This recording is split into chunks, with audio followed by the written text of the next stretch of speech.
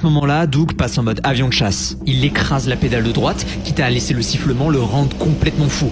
Donc la traversée du Colorado se fait en un éclair, tellement que lorsque la station d'essence arrive, Doug est obligé de plonger dans la voie à pleine vitesse et de couper la route à l'un des seuls autres conducteurs présents sur des kilomètres. Mais alors qu'ils repartent avec leur dernier plein d'essence, leur scanner de police s'excite.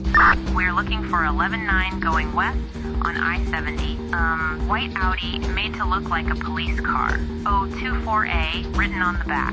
Plate is obscured. Il semblerait que le conducteur de tout à l'heure n'ait pas apprécié que Doug le frôle d'aussi près. Et avec une telle vue sur la voiture, le civil a pu donner tous les détails cruciaux sur la voiture. Mais le message le plus inquiétant arrive quelques secondes plus tard, lorsqu'un patrouilleur d'autoroute, au volant d'un Interceptor Dodge Charger, indique sa présence et le lancement de la traque.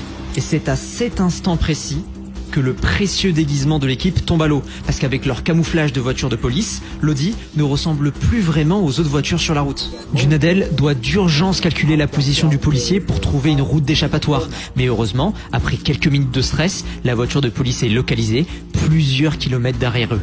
Doug roulait tellement vite que lorsque le policier s'est réveillé, l'Audi était déjà passé depuis longtemps. Le plan maintenant est de rattraper leur retard pendant la traversée du désert de l'Utah.